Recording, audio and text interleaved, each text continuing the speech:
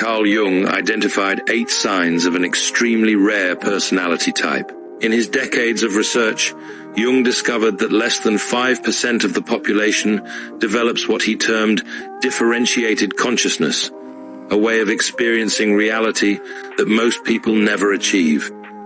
But here's what's fascinating. These rare individuals often spend their entire lives thinking something is wrong with them. Jung documented case after case of people with extraordinary psychological depth who had been convinced by society that their intensity, their sensitivity, their refusal to accept shallow answers were character flaws rather than signs of exceptional mental sophistication. The most shocking part? Jung realized these rare personalities aren't just different, they're evolutionarily advanced. They represent humanity's next stage of consciousness development. Join me as we descend into the depths of Jungian psychology to uncover these 8 definitive signs of rare personality types. If you recognize yourself in these patterns, everything you've been told about being too much will finally make sense, because you're not too much for the world. The world is too little for you. Sign 1. You experience emotional depth that feels almost supernatural. Jung discovered something remarkable about emotional intensity. He found that certain individuals don't just feel emotions.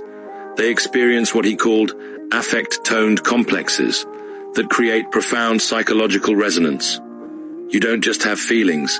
Feelings move through you like symphonies, each one carrying layers of meaning that others can't access. Here's what Jung realized that most therapists miss. This isn't emotional instability. It's emotional sophistication. When you feel deeply, you're not overreacting. You're accessing what Jung called the objective psyche, layers of human experience that most people have learned to suppress. You feel the unspoken tension in rooms before anyone says a word. You carry the emotional undercurrents of every interaction because your psyche is wired for depth, not surface-level pleasantries. Jung wrote, "Everything that irritates us about others can lead us to an understanding of ourselves. But for you, everything illuminates pathways to understanding that others can't even see." Sign 2. You question reality with what I call sacred curiosity. According to Jung, most people live what he called unconscious lives. They accept social programming without examination. But you can't help but dig deeper. Jung would have recognized you as someone with an active thinking function that refuses to accept surface explanations. You don't just ask what, you ask why. Why do people stay in relationships that diminish them? Why do we accept systems that don't serve human flourishing? Why do we pretend that shallow conversations constitute meaningful connection? Jung called this the transcendent function, the psychological ability to see beyond current limitations. While others accept the status quo, you're already envisioning what could be different, what could be more authentic, what could honor the full spectrum of human potential. But here's what I've discovered about people like you. Your questions threaten others' comfortable illusions. When you ask deep questions, you're not just seeking answers. You're challenging the psychological defenses that keep people feeling safe in their limitations. If you've ever been told you ask too many questions or think too deeply about things, comment, "My curiosity is sacred." Sign 3. You've developed what I call conscious independence. Jung said, "The most terrifying thing is to accept oneself completely." You've learned to do exactly this, not by choice, but by psychological necessity.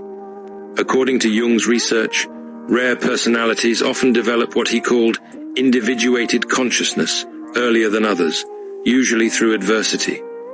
Here's what Jung understood that most people miss. Your independence isn't a defensive mechanism, it's an achievement. You've learned through experience that depending on others for your sense of worth is psychological quicksand. So you built yourself from the ground up. You stood up, often alone, and created an identity that couldn't be taken away by someone else's opinion or absence. Jung called this process individuation, the psychological journey toward becoming whole. Most people never complete this journey because it requires facing what Jung termed the shadow, all the parts of yourself you've been taught to reject. Your solitude isn't loneliness, it's sanctuary. It's where you remember who you are beneath all the roles and expectations. Jung believed this self-knowledge is the foundation of all psychological health. Sign 4. You possess what I call hyperperceptive awareness. Jung revolutionized psychology when he identified intuition as a legitimate psychological function. He said, "Intuition is perception via the unconscious that brings forth ideas, images, possibilities, ways out of a blocked situation by a process that is mostly unconscious." You don't just observe people, you read their psychological signatures. You notice micro-expressions, energy shifts, the words they don't say. Jung would have recognized this as evidence of what he called active imagination, the ability to perceive beyond the obvious. When someone says they're fine, but their entire energetic field screams distress, you can't unsee it. When there's tension in a room that everyone else seems to ignore, you feel it in your bones. This isn't paranoia, it's psychological sensitivity, operating at a level that most people never develop. But Jung warned that if you don't learn to protect this sensitivity, it will exhaust you. You end up becoming an unconscious therapist for everyone around you, regulating conversations and carrying pain that isn't yours to carry. Sign 5.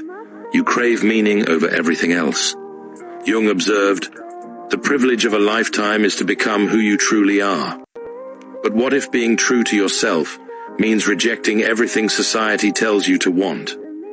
Jung discovered that certain personalities are psychologically incapable of living inauthentic lives. You don't choose meaning over popularity. Your psyche demands it.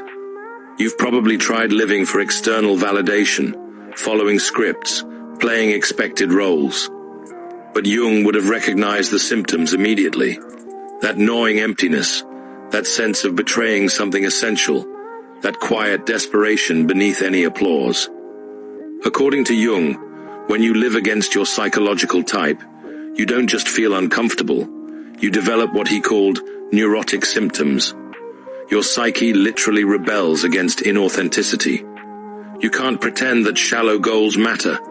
You can't get excited about achievements that lack substance. You can't build relationships based on convenience rather than connection. Your psychological makeup won't allow it. But Jung identified something remarkable about people who prioritize meaning. Sign 6. You've outgrown people and environments repeatedly.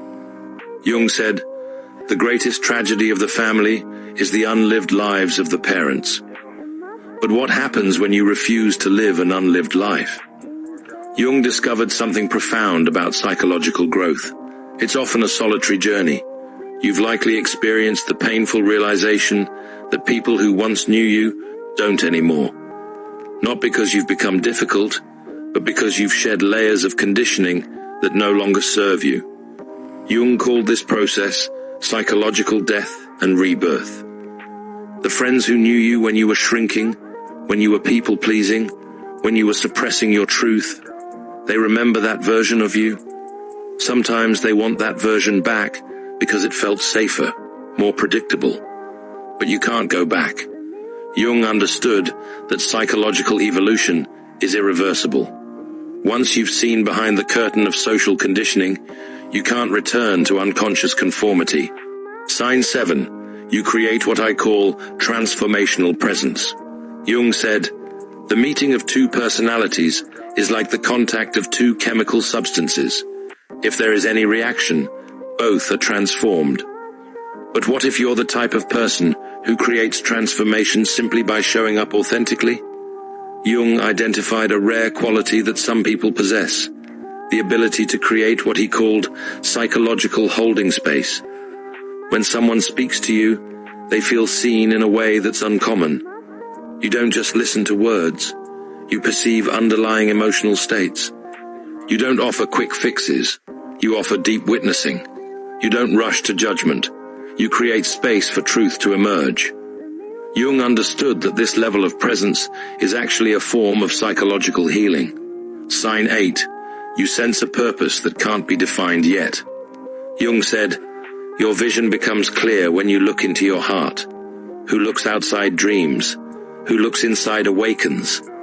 If you feel a persistent sense that you're meant for something more than the ordinary, Jung would have recognized this as what he called the transcendent function, your psyche's drive toward individuation and purpose. You feel it, that restless knowing that you have something to contribute, something to build, something to express. It might not be clear yet, but it's undeniable. Jung understood this as evidence of what he called creative potential-seeking expression. This isn't about fame or recognition, it's about alignment, the psychological necessity of living in harmony with your deepest nature. Jung found that people who ignore this calling often develop neurotic symptoms, anxiety, depression, a sense of meaninglessness. But here's Jung's most profound insight about purpose-driven personalities. Your calling isn't just personal, it's transpersonal. You're not just here to fulfill yourself, you're here to serve the evolution of consciousness itself. But Jung also identified the stages of development for rare personalities. Understanding where you are in this process is crucial for your continued growth. Stage 1. The unconscious outsider. You feel different, but don't understand why. You experience the traits, but see them as problems to be fixed, rather than gifts to be developed. You try to conform, to fit in, to be normal. But the psychological strain is enormous. Jung observed that people in this stage often develop what he called persona rigidity. They become so focused on appearing normal that they lose touch with their authentic selves. Stage 2. The awakening individual. You begin to recognize your traits as potentially valuable rather than problematic. You start to understand Jung's concept of psychological types and see where you fit. You begin the process of what Jung called shadow integration, owning the parts of yourself you've been taught to reject. This is where you stop apologizing for your depth and start owning it. You begin to set boundaries with people who want to dim your light. You start seeking out others who can match your level of authenticity. Stage 3. The individuated consciousness. You've fully integrated your rare traits into a coherent identity. You understand your purpose and live it consciously. You've developed what Jung called psychological wholeness, the ability to be authentically yourself while remaining connected to others.